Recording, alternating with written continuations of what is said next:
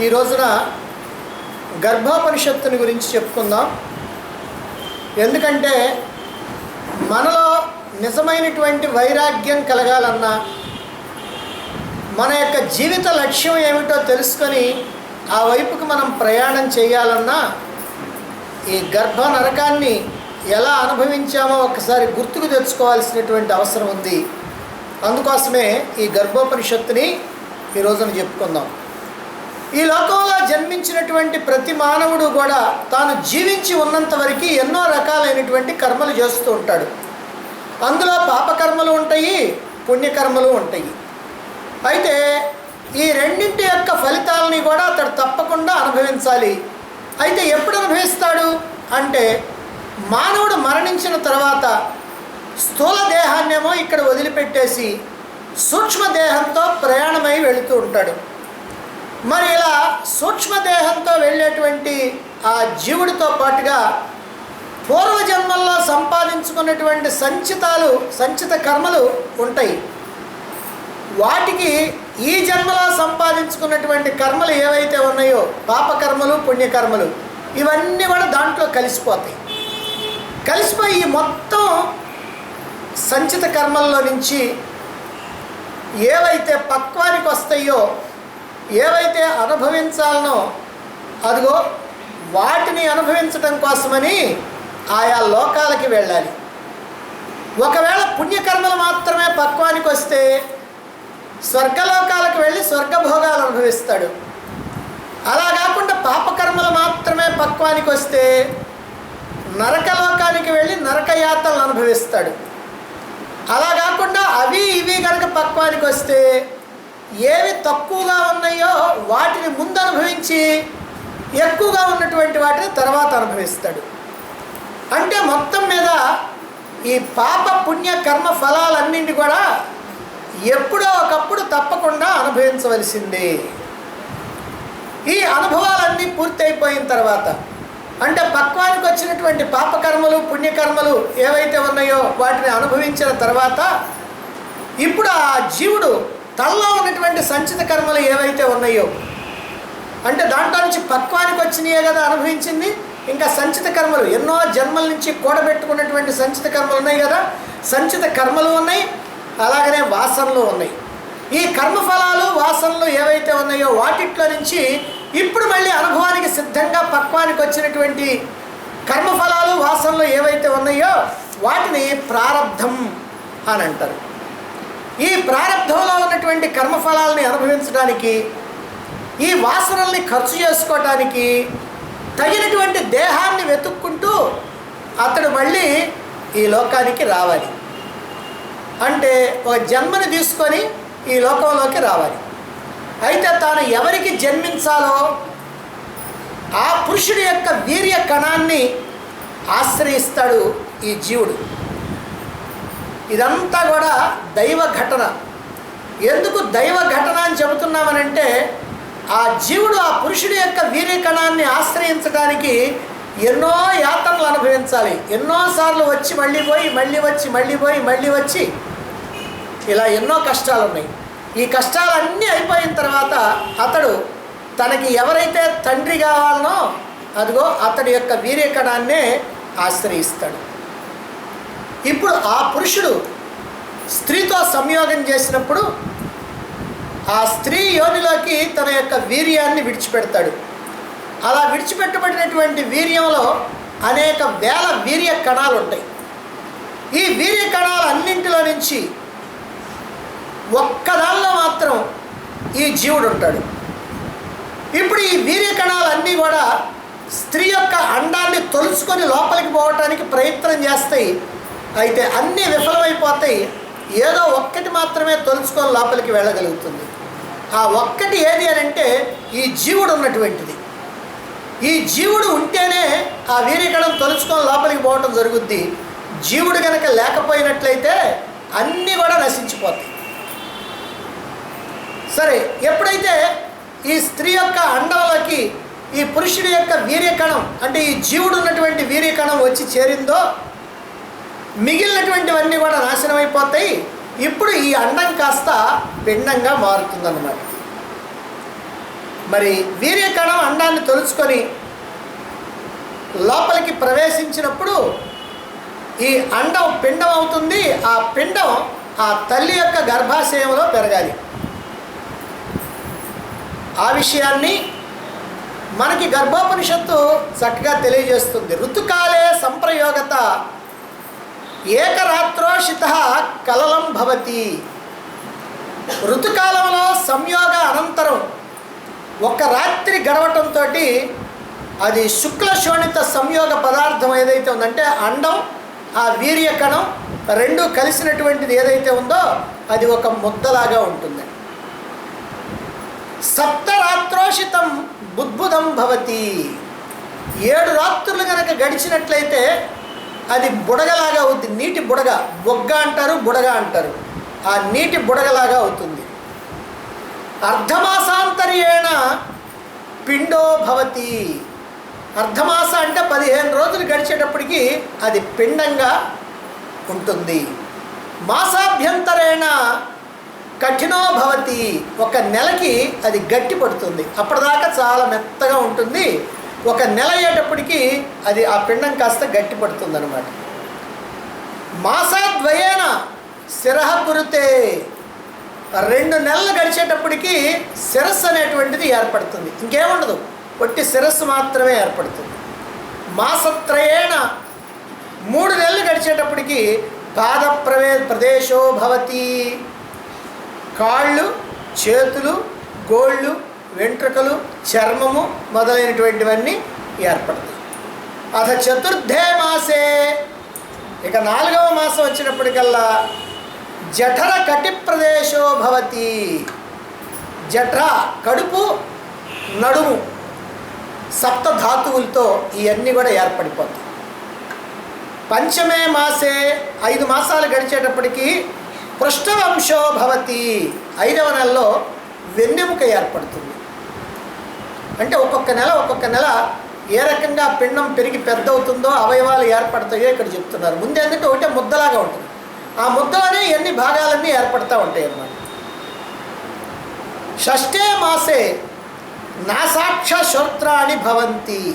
6వ నెల వచ్చినప్పటికల్లా నాస అంటే ముక్కు, అక్ష అంటే కళ్ళు, శ్రోత్ర అంటే చెవులు, ఇవన్నీ ఏర్పడతాయి. అప్పటిదాకా ఈ కళ్ళు, ముక్కు, చెవులు ఏముండవు. ఇలా 6వ నెల వచ్చినప్పటికీ ఏర్పడతాయి. ఇప్పుడే గర్భంలో తిరగటం ప్రారంభం అవుద్ది. తల్లికి తెలుస్తూ ఉంటుంది పిండం గర్భంలో కదులుతూ ఉన్నటువంటి. తల్లి తీసుకునేటువంటి ఆహార పానీయాలు వాటిని సేకరించి ఆ పిండానికి పోషణ జరుగుతూ ఉంటుంది అన్నమాట. సప్తమే మాసే 7వ నెల వచ్చినప్పటికల్లా జీవ సంయుక్తో భవతి. ఇప్పుడు ప్రాణం వస్తుంది. ఇప్పుడు 7వ నెల దాకా ఏమీ తెలియదు. 7వ నెల వచ్చినప్పటికల్లా ప్రాణం వచ్చేస్తుంది. అప్పుడు మలమూత్రాల గుంటలో పడి దొర్లుతూ ఉంటుంది. 7వ నెల వచ్చినప్పటికి పిండం కాస్త కొద్దిగా సైజు వస్తుంది. మరి ఈ గర్భసంచి కూడా అలాగనే పెరుగుతుంది. అదిగో అక్కడన్నీ మలమూత్రాల గుంటలాగా ఉంటే దాంట్లో పడి దొర్లుతూ ఉంటుంది ఈ పిండం. ఆ గుంటలో కొన్ని సూక్ష్మ క్రిములు ఉంటాయి. బాగా ఆకలిగా ఉన్నటువంటి ఆ సూక్ష్మ క్రిములు ఆ శిశువుని, అతి సున్నితమైనటువంటి దేహం ఉంటుంది అంటే చర్మం ఉన్నట్టుగా అనిపించదు, కానీ అది చర్మే, బాగా సున్నితమైనటువంటి పలుసుని చర్మం అన్నమాట. అదిగో దాన్ని కుట్టడం మొదలు పెడతాయి. బాధ గనక బాగా ఎక్కువగా ఉంటే అప్పుడప్పుడు శిశువు మూర్చిపోతూ ఉంటుంది. ఆ శిశువుకి మూర్ఛ వస్తూ ఉంటుంది ఆ బాధ భరించలేక. అంతేకాదు తల్లి తీసుకునేటువంటి ఆహారంలో ఉప్పు, కారం, పులుపు, వగరు మొదలైనటువంటివి కనుక ఉన్నట్లయితే శిశువుకి చాలా బాధ కలుగుతుంది. ఇక బాగా చల్లని ఐస్ క్రీమ్, ఐస్ వాటర్, లేకపోతే కూల్ డ్రింక్స్ ఇలాంటివి కనుక తల్లి కనుక తీసుకున్నట్లయితే లోపల ఉన్నటువంటి శిశువు ముడుచుకుపోతుంది. అలా కాకుండా వేడి కాఫీ, బాగా పొగలు కక్కేటువంటి కాఫీ కావాలి. కొంతమందికి అలవాటట పొగలు కక్కే కాఫీ తాగటం. అట్లానే వేడి పదార్థాలు తింటాం. ఇలాంటివి కనుక తిన్నట్టయితే ఆ శిశువు చర్మం చాలా పలుచుగా ఉంటుంది కాబట్టి కమిలిపోతుంది అన్నమాట. అందుకనే ఆ పుట్టినప్పుడు ఆ బిడ్డల యొక్క రంగు అట్లా బాగా ఎర్రగా ఉంటుంది. అంటే ఆ శిశువు యొక్క చర్మం కమిలిపోతూ ఉంటుంది అన్నమాట. ఇక తల్లి ఏ కారణం చేతనైనా పక్కపక్క నవ్విందనుకోండి, అప్పుడు ఆ శిశువుకి ఎలా ఉంటుందంటే కొండ మీద నుంచి దొర్లి కింద పడ్డట్టుగా ఉంటుంది. ఆ ఊరికి నవ్వుతుంది అంతే, కానీ ఆ లోపల ఉన్నటువంటి శిశువుకి అలా కొండ మీద నుంచి దొర్లి కింద పడుతున్నట్టుగా ఉంటుంది. అది చాలా బాధ. అలాగనే తల్లి గర్భంలో ఏమైనా బాగా ప్రశాంతంగా ఏదో పక్కేసుకొని పడుకున్నట్టుగా ఉంటుందనంటే అదేమీ లేదు. ఆ గర్భంలో ఉన్నటువంటి చోటు చాలా తక్కువగా ఉంటుంది. పైగా కటిక చీకటి. ఇంతకుముందంటే కళ్ళు లేవు కాబట్టి పర్వాలేదు 6 నెలల వరకు, కానీ కళ్ళు వచ్చిన తర్వాత మరి ఆ కటిక చీకటిగా ఉంటుంది. అందుకే మీలో చాలామందికి బహుశా తెలిసే ఉంటుంది, బిడ్డ పుట్టిన తర్వాత ఈ వెలుగుని చూడలేక కళ్ళు మూసుకొనే ఉంటుంది. ఆ కళ్ళు తెరిపిడి పడటం కోసమని కొన్నాళ్ళు పట్టుద్ది అనమాట. బాగా తెరిపిడి పడి కళ్ళు తెరవాలని అంటే రోజు సూర్యుడికి చూపించమంటారు. ఆ చిన్న 10 గంటలు 10-11 గంటల ఆ ప్రాంతంలో బాగా ఎండగా లేకుండా ఉన్నప్పుడు ఆ సూర్యుడి యొక్క ఆ కాంతి పడాలి అని అంటూ ఉంటారు అనమాట. ఎందుకనంటే ఈ చీకటిలో ఉండి ఉండి ఉండి ఒక్కసారి వెలుగులోకి కనుక వస్తే మనకు కూడా అంత కళ్ళు కనపడవు. బాగా ఎండలో నుంచి లోపలికి వచ్చామనుకోండి, ఎక్కడ ఎవరు ఏమి కనపడరు. కాస్త కొద్దిసేపు ఆగిన తర్వాత ఇది చూడటానికి అలవాటు పడ్డ తర్వాత అప్పుడు మళ్ళీ ఒకరికొకరు కనపడుతూ ఉంటారు అన్నమాట. ఇక శిశువు పెరుగుతున్న కొద్దీ కూడా చోటు కాస్త తగ్గిపోతూ ఉంటుంది. అందుకని బాగా ఇరుగ్గా ఉంటుంది. కానీ ఇరుగ్గా ఉంటే ఉందంటే ఉండటం ఏమైనా నిటారుగా మన మాదిరిగా తలకాయ పైకి కాళ్ళు కిందకు ఉంటాయంటే కాదు, తలకాయ కిందకి కాళ్ళు పైకి ఉంటాయి. అలా తల్లకిరిందులుగా ఉండాల్సినటువంటి అవసరం ఉంది. కానీ ఏమైనా ప్రశాంతంగా ఉంటానే చోటు ఉందా, లేదు ముడుచుకొని ఉండాలి. అంటే తల 2 మోకాళ్ళ మధ్య ముడుచుకొని మొత్తం ఒకటే ముద్దలాగా మొట్టమొదటి ఎట్టుందో అది అట్లానే అదిగో ఆ ప్రకారంగా ఉండాల్సినటువంటి అవసరం ఉంటుందన్నమాట. మరి ఇలా ఉన్నప్పుడు ఎలా అనిపిస్తుంది ఆ శిశువు కంటే పంజరంలో చిక్కినటువంటి పక్షిలాగా. పంజరంలో పక్షి చిక్కినా కొంచెం నయం, ఎందుకనంటే పంజరంలో ఖాళీ ఉంటుంది అటు ఇటు తిరగటానికి. కానీ అట్లా తిరగటానికి ఖాళీ లేకుండా ఉన్నటువంటి పంజరంలో పక్షి అనమాట. ఇలా నిస్సహాయంగా భరించలేనటువంటి బాధతో గడపాల్సి వస్తుంది. అదిగో ఆ శిశువు. ఆ శిశువు అని అంటే ఎవరు అనుకోబాకండి, మనం అందరం కూడా. ఈ లోకంలో పుట్టేటువంటి వాళ్ళందరూ, ఇంతకుముందు పుట్టిన వాళ్ళు, ఇక ముందు పుట్టబోయేటువంటి వాళ్ళు అందరూ ఈ గర్భ నరకాన్ని అనుభవించి వచ్చినటువంటి వాళ్ళే. దీన్నే నరకం అని అంటారు, గర్భ నరకం అని అంటుంటారు. ఇలా బాధలు పడుతూ తల్లి తీసుకునేటువంటి ఆహారాన్ని స్వీకరిస్తూ క్రమక్రమంగా వృద్ధి చెందుతూ ఇక చివరికి అష్టమే మాసే అంటే 7వ నెల సంగతి చెప్పాం. ఇప్పుడు అష్టమే మాసే 8వ నెలలో సర్వసంపూర్ణో భవతి. కొంతమందికి 8వ నెలలోనే కాన్పు అవుతుంటుంది. అయితే అన్ని అవయవాలు కూడా ఏర్పడతాయి అన్నమాట. సర్వసంపూర్ణో భవతి, అన్ని అవయవాలు చక్కగా ఏర్పడతాయి. నవమే పివతే, 9వ నెలలో ఇక సంచరిస్తూ బయటపడటానికి తహతహలాడుతూ ఉంటుందండి. ఎప్పుడెప్పుడు బయటపడదామా, ఈ లోపల ఈ నరకయాత్ర తప్పించుకోవటం కోసం, ఈ బాధలు తప్పించుకోవటం కోసం ఎప్పుడెప్పుడు బయటపడతానని అలా ఎప్పుడు కూడా తొందరపడుతూ ఉంటుందండి. అయితే ఈ గర్భస్థ శిశువు ఎంతో తెలివితేటలతో, ఎంతో సమర్థతతో, ఎంతో జ్ఞానంతో, ఎంతో పూర్వజన్మ సుకృతంతో మనం ఆశ్చర్యకరంగా మనకి ఉంటుంది. ఎందుకనంటే ఏమండి ఇన్నేళ్ళు వచ్చి మనకే ఇన్ని తెలివితేటలు లేవే, లోపల ఉన్నటువంటి శిశువుకి ఇన్ని తెలివితేటలు ఎట్టా వచ్చినాయి అని. మనకి ఎందుకు లేవనంటే మన తెలివితేటలన్నీ కూడా ఈ ప్రాపంచిక వాసనలతో మూసుకుపోయినాయి. అంటే ఈ బురదంతా కూడా మన మీద కమ్మేటప్పటికల్లా ఉండాల్సినటువంటి జ్ఞానం అంతా పోయింది. కానీ వాటికి ఇంకా బురద కమ్మల. అందుకని ఆ ఉండవలసినటువంటి ఆ జ్ఞానం అంతా కూడా సంపూర్ణంగా ఉంటుందన్నమాట. అయితే ఏమిటది అంటే పంచాత్మక సమర్థ, పంచాత్మక గంధర్వ సత్య సమ్యక్, సమ్యక్ జ్ఞానాత్ ధ్యానాత్ అక్షరం ఓంకారం చింతయతి. ఎంత చక్కగా చెప్పారో చూడండి. మనకి ఓంకారం అనేటువంటిది ఏమిటో మనం నేర్చుకోవాలి, బాగా కష్టపడి నేర్చుకుంటేనే. కానీ ఆ లోపలటువంటి శిశువు కంట ఈ ఓంకారం అనేటువంటిది తెలిసిపోతుంది. గర్భస్థమైనటువంటి శిశువుకి అంటే ఇంక గర్భంలోనే ఉన్నటువంటి శిశువుకి పంచభూత స్వరూపుడు సమర్థుడు అవుతున్నాడు. పైగా 5 ఇంద్రియాలతో పంచేంద్రియాలతో కూడుకొని అతడు గంధ రసాదుల్ని తెలుసుకుంటా ఉన్నాడు. అంటే రకరకాలైనటువంటి వాసనల్ని రుచుల్ని అన్నిటిని కూడా తెలుసుకుంటా ఉంటాడు. మంచి జ్ఞానం చేత ధ్యానం చేత, జ్ఞానము ధ్యానము ఏది మనం ఎప్పుడు కావాలని కొట్టుకుంటా ఉన్నామో అది ఆ రెండు అక్కడే. ధ్యానము జ్ఞానము ఆ రెండు కూడా ఆ రెండింటితోటి ఓంకారాన్ని తెలుసుకుంటా ఉన్నాడు. పరబ్రహ్మ స్వరూపమైనటువంటి ఏకాక్షరమైనటువంటి ఈ ఓంకారాన్ని, ఈ ప్రణవాన్ని తెలుసుకోవటం జరుగుతూ ఉంది. అంతేకాకుండా ఈ శరీరం ఎట్లా ఉంది అని అంటే తస్య ఏవ దేహినః అధ నవమే మాసే సర్వలక్షణ జ్ఞానకరణ సంపూర్ణో భవతి పూర్వజాతిం స్మరతి శుభాశుభంచ కర్మ విందతి. ఏం చెప్తున్నారంటే ఈ శరీరంలో 8 ప్రకృతులు ఉన్నాయట. అష్టప్రకృతులు అంటారు. 16 వికారాలు, మార్పులు. వికారం అంటే 16 రకాలైనటువంటి మార్పులు. ఇవన్నీ కూడా ఉన్నాయి. 9వ నెలలో అన్ని లక్షణాలు, సర్వ లక్షణాలు కూడా సంపూర్ణంగా పూర్తయిపోతాయి. ఆ సమయంలో జీవుడు తన యొక్క పూర్వపు జాతిని, పూర్వపు జన్మని, పూర్వం చేసినటువంటి కర్మల్ని, ఇప్పుడు చెయ్యబోయేటువంటి కర్మల్ని, మంచి కర్మల్ని, చెడ్డ కర్మల్ని, శుభ అశుభ అన్నింటినీ కూడా అతడు తెలుసుకోవటం మొదలు పెడతాడు. ఇప్పుడే తెలుస్తుంది. అన్నీ కూడా అతడికి అలా స్పష్టంగా కళ్ళ ముందు అలా కదిలాడుతూ ఉంటుంది. సినిమా రీల్ లాగా కనపడతా ఉంటుంది. ఇప్పుడు మరి ఏమనుకుంటున్నాడు? నానా యోని సహస్రాణి దృష్ట్వా చైవ తతోమయ ఆహార వివిధ భుక్త పీతాశ్చ వివిధాస్తనాహ.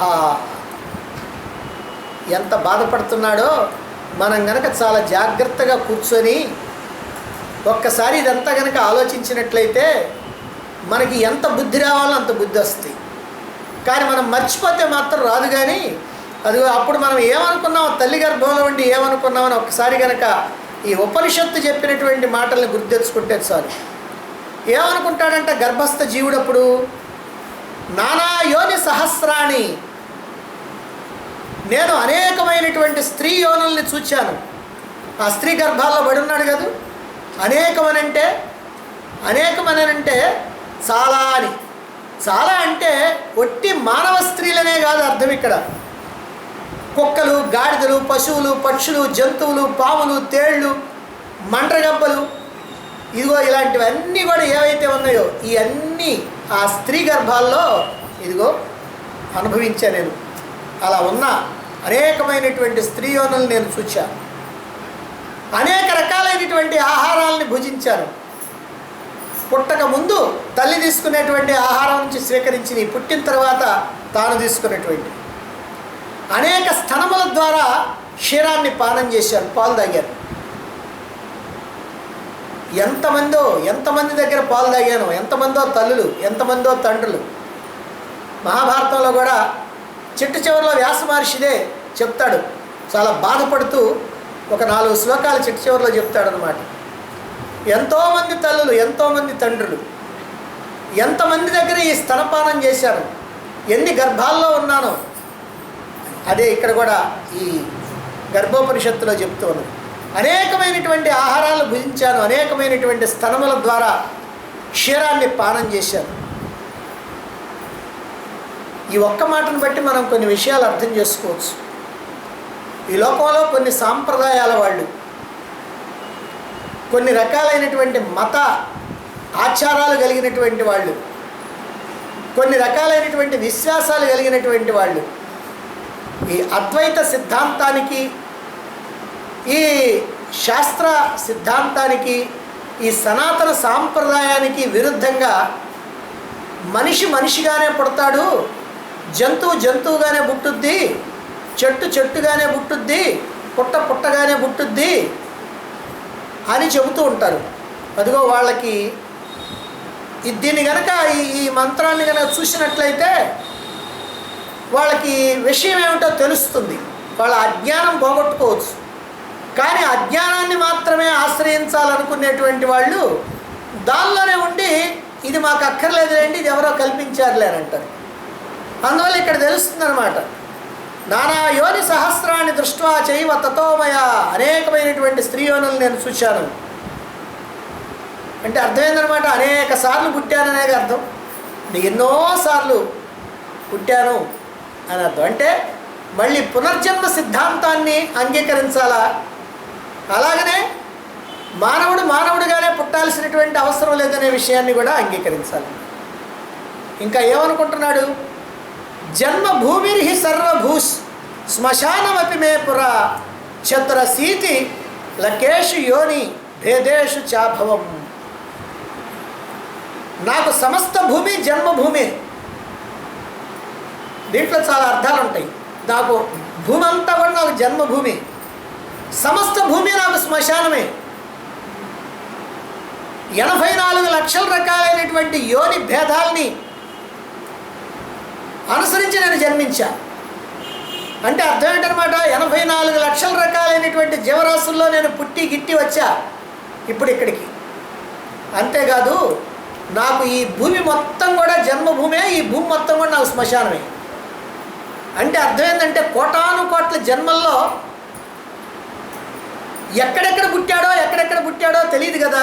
అందుకని ఆ పుట్టినటువంటి ప్లేసులన్నీ కనుక ఒక్కసారి ఈయనకు గుర్తొస్తే అన్నీ నా జన్మభూమి అని తెలిసిపో, అంతా నా జన్మభూమి.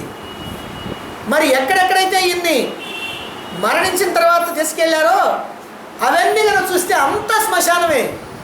ఈ మొత్తం ఎక్కడ పడితే అక్కడ అంతా నా శ్మశానం. నన్ను ఎక్కడైతే గుర్తు చేశారో అది అదే, నన్ను ఎక్కడైతే కాల్ చేశారో అదే, అంత సమస్తము కూడా అదే అని అంటున్నాడు. అంతేకాకుండా 84 లక్షల రకాలైనటువంటి చతురశీతి లక్షేషు చతురశీతి లక్షేషు అంటే అసి అని అంటే 80,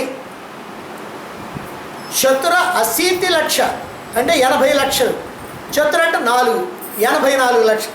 84 లక్షల రకాలైనటువంటి జీవరాశుల్లో పుట్టా నేను. అంటే ఈ లోకంలో ఎన్ని ఉన్నాయో మనకి ఎన్ని తెలియవు. 84 లక్షలు, 84 కూడా తెలియదు మనకి. అది 84 లక్షలు ఉన్నాయంట. పుట్టుంటాయి పోతుంటాయి. మనం కళ్ళు మూసి కళ్ళు తెరిచినప్పుడు కొన్ని 100 రకాలు పుట్టిపోతూ ఉంటాయి అన్నమాట. అదిగో అలా జన్మలు ఎత్తాను నేను. భూమి మీద పుట్టాను, నీటిలో పుట్టాను, గాలిలో పుట్టాను, ఆకాశంలో పుట్టాను, నేల మీద పుట్టాను. అంతటా ఎక్కడ పడితే అక్కడే, అగ్నిలో అంతటా పుట్టినటువంటి వాడిని. అందుకని సమస్తమైనటువంటి భూమి నా జన్మభూమి, సమస్తమైనటువంటి భూమి నాకు శ్మశానం. ఇంకేమైనా అనుమానం ఉంటుందేమని మళ్ళీ చెప్తున్నారన్నమాట. జాతశ్చాస్మి మృతశ్చాస్మి సంసారియస్మి పునః.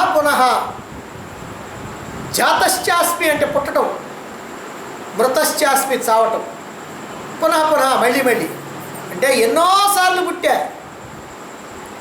ఎన్నోసార్లు పొయ్యా.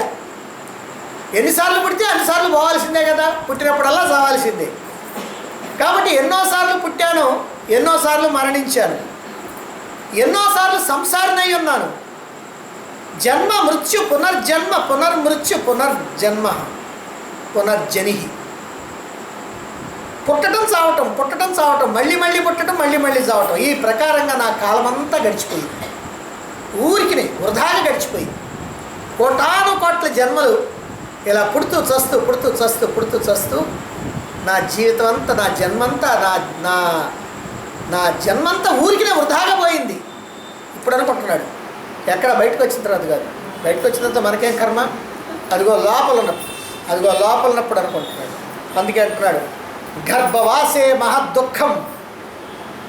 అయ్యా గర్భవాసం అంటే గర్భంలో నివాసం ఉండటం మహాదుఃఖం, ఇక అంతకంటే ఏమీ లేదు.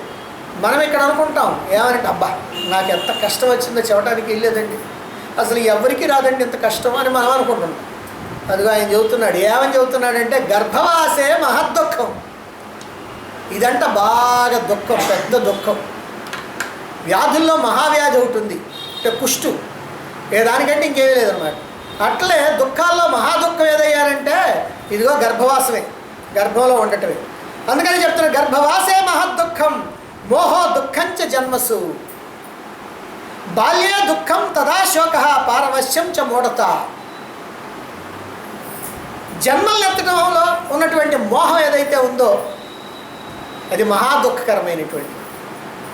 ఇదేమిటి జన్మలు ఎత్తడంలో అంటే, మనం ఏం చేస్తున్నామంటే జన్మలు ఎత్తా ఉన్నాం కదా. ఎందుకు ఎత్తా ఉన్నాం? మానవ జన్మ వచ్చినప్పుడు బుద్ధి లేక మళ్ళీ మళ్ళీ జన్మలు ఎత్తా ఉన్నాం. మిగిలిన జన్మలు వస్తే మనకేం తెలియదు, అలా ఎత్తాల్సిందే, తప్పదు. కానీ మానవ జన్మ వచ్చినప్పుడు బుద్ధి తెచ్చుకొని అసలు నేను ఎవరిని, ఏమిటి, ఎందుకు వచ్చాను, నా అసలు స్వరూపం ఏమిటి, నేను ఈ జన్మలు ఎత్తడం ఏమిటి, దుఃఖాలు పడతాం ఏమిటి, ఇవన్నీ నాకు అవసరమా, వీటన్నిటినీ పొందకుండా నేను శాశ్వతమైనటువంటి సుఖాన్ని, ఆనందాన్ని ఎందుకు పొందకూడదు, అలా పొందడానికి ఏమైనా మార్గం చూపించినటువంటి మహాత్ములు, మహర్షులు ఎవరైనా ఉన్నారా, ఏమైనా గ్రంథాలు ఉన్నాయా, శాస్త్రాలు ఉన్నాయా అని ఏమైనా చూసినట్లయితే, మహాత్ములు ఎవరైనా దారి చూపిస్తారా అని గ్రహించినట్లయితే మళ్ళీ మళ్ళీ జన్మించాల్సినటువంటి అవసరం, మళ్ళీ మళ్ళీ చావాల్సినటువంటి అవసరం లేదు. కానీ ఇవన్నీ పట్టించుకోకుండా, నీ సంగతి నువ్వు పట్టించుకోకుండా, నిజంగా నిన్ను నువ్వు ఉద్ధరించుకోవడానికి ఏమాత్రం ప్రయత్నం చేయకుండా, నీకు అవసరం లేనటువంటి లోకంలోని అనేకమైనటువంటి వ్యవహారాల్లో తలదూర్చి అనేకమైనటువంటి కర్మలు చేసి ఆ కర్మల కారణంగా కర్మఫలాలు పొంది, ఈ కర్మఫలాలు అనుభవించడానికి మళ్ళీ జన్మలు పొంది, ఆ జన్మల్లో మళ్ళీ కర్మలు చేసి ఆ కర్మలకి కర్మఫలాలు పొందడానికి మళ్ళీ జన్మలు పొంది, మళ్ళీ జన్మ కర్మ అని జన్మ కర్మ వలయంలో, జనన మరణ చక్రంలో ఇరుక్కుపోతూ మళ్ళీ మళ్ళీ పుడుతూ మళ్ళీ మళ్ళీ చూస్తూ నా కర్మ ఇట్లా చేసుకున్నానయ్యా, నాకున్నటువంటి అవకాశాలన్నీ కూడా వ్యర్థం చేసుకున్నాను అని ఏడుస్తూ ఉన్నాడు. వాని ఇంతేనా దుఃఖం అని అంటే? గర్భవాసం దుఃఖం, మళ్ళీ మళ్ళీ జన్మలు తెచ్చుకోవటం దుఃఖం, బాగానే ఉంది. మరి బాల్యంలో దుఃఖం, శోకం, పరవశత్వం, మూఢత్వం ఇవన్నీ కలుగుతున్నాయి. కాబట్టి వీటన్నిటితోటి కూడా నేను బాధపడాల్సినటువంటి పరిస్థితి వస్తూ ఉన్నది. మలమూత్రాల గుంట లాంటి ఆ తల్లి గర్భంలో పడ్డాను. ఎప్పుడు నేను బయటికి వెళ్తాను, ఓ భగవంతుడా ఎప్పుడయ్యా నన్ను బయటికి నెట్టేది ఎప్పుడు అని అలా ఆలోచిస్తూ ఉంటాడు. పూర్వం నావాళ్ళు అని వాళ్ళ కోసం ఎన్నో చేశా, ఎన్నో పాపాలు చేశా, ఎంతో కష్టపడ్డా. ఇప్పుడు ఏం చేస్తున్నాను? ఆ పాపాల యొక్క ఫలితమేమో నేను ఒక్కడిని ఇక్కడ ఒంటరిగా అనుభవిస్తుంటే, నా పాపాల ఫలితంగా వచ్చినటువంటి ఆ ధనము, సంపదలు ఏవైతే ఉన్నాయో వాళ్ళు హాయిగా పంచుకొని ఆనందం అనిపిస్తూ ఉన్నారు. ఇప్పుడు నాకు ఎవడైనా, నాకు ఈ కష్టం వచ్చిందని దుఃఖపడేవాడు ఎవడన్నా ఉన్నాడా? నా కష్టాన్ని తీసేయడానికి ప్రయత్నం చేసేటువంటి వాడు ఎవడన్నా ఉన్నాడా? ఎవరికైనా సాధ్యమవుద్దా? మరి ఎందుకు నేను ఇలాంటి పని చేశాను? ఇదే మూఢత అన్నారు, మూర్ఖత్వం. ఏమిటా మూర్ఖత్వం అని అంటే, నా గురించి నేను ఆలోచించుకోకుండా ఎంతసేపటికి నా వాళ్ళ గురించి వీళ్ళంతా నా వాళ్ళు, వాళ్ళకి ఏదైనా చేయాలని అనుకుంటూ, కొంతమంది నిజంగా కొంతమంది అబద్ధంగా అలా భావిస్తూ తన లోపల ఉన్నటువంటి మనసును సంతృప్తిపరచుకోవటం కోసం నా వాళ్ళని వంకబెట్టి కొంతమంది ఇలా రకరకాలైనటువంటి కర్మల్లో మునిగిపోవటం జరిగిపోయింది. నా వల్ల మేలు పొందినటువంటి వాళ్ళందరూ వాళ్ళ దారి వాళ్ళు చూసుకున్నారు, కానీ ఆ చేసినటువంటి కర్మల యొక్క ఫలితం మాత్రం నేను అనుభవిస్తూ ఉన్నాను. ఇక బాల్యం అట్లా గడిచిపోతే యవ్వనంలో చేయాల్సినటువంటి పనులు చెయ్యకూడనటువంటి పనులు ఏమున్నాయో వాటిని అన్నిటిని చేశాను. విషయాసక్తి, తాపత్రయాలు, 3 రకాలైనటువంటి తాపాలు, ఆదిదైవిక, ఆదిభౌతిక, ఆధ్యాత్మిక తాపాలు, వీటన్నిటి చేత నేను బాధించబడుతూ ఉన్నాను ఇప్పుడు. సరే పోనీండి, వార్ధక్యం కాస్త అనుభవం వచ్చింది కదా, జీవితం అంతా పెద్దవాడిని అయ్యాను కాబట్టి ఇప్పుడు వార్ధక్యం వచ్చింది, నాకు తెలివితేటలు వచ్చినాయి అని అంటే, వార్ధక్యం అంతా ఎట్ట గడిపానంటే చింతలతో గడుపుతా ఉన్నా, రోగాలతో గడుపుతా ఉన్నా, బాధలతో పీడించబడతా ఉన్నా. చివరికి ఆ మరణ సమయం కనుక వస్తే మహాభయంకరమైనటువంటిది, ఆ భయాన్ని అనుభవిస్తూ ఉన్నా. ఆశ చేత, అభిమానం చేత అధికమైనటువంటి కామ క్రోధాలు వాటికి లోబడిపోయి అనేకమైనటువంటి సంకటాలని, కష్టాలని, బాధల్ని కొని తెచ్చుకున్నాను నేను. అస్వతంత్రత, నాకు స్వతంత్రత లేకుండా పోయిందని అనుకున్నా. ఎందుకో ఎవరో వెనక నుంచి నెట్టినట్టుగా, నడిపిస్తున్నట్టుగా ఈ పాపాలన్నీ చేసి ఈ కష్టాలు, బాధలు అనుభవిస్తూ ఉన్నా. దుఃఖ బీజమిదం జన్మ దుఃఖ రూపంచ దుస్సహం నివృత్తి ధర్మో నేపాత్తో నా యోగ జ్ఞాన సాధనం. ఈ జన్మ దుఃఖానికి కారణమైంది. ప్రతి జన్మ కూడా దుఃఖాన్ని తెచ్చిపెట్టేది, దుఃఖరూపమైనటువంటిది, సహించరానటువంటిది. ఇలాగని తెలుసుకొని కూడా నేను ఆ నివృత్తి ధర్మాన్ని ఏమైనా చేశానా? ఏమి చేయలే. యోగం కానీ, జ్ఞానం కానీ, సాధనలు కానీ ఏమైనా చేశానా? భగవంతుడి వైపు తిరిగానా? ఏమీ తిరగల. జ్ఞానాన్ని తెలుసుకోలేదు, యోగ సాధన చేయలేదు, సద్గురువుల్ని ఆశ్రయించలేదు. ఏమీ లేకుండా అనేకమైనటువంటి జన్మలు నేను గడిపేశాను అని ఇలా బాధపడుతూ ఉన్నాడు.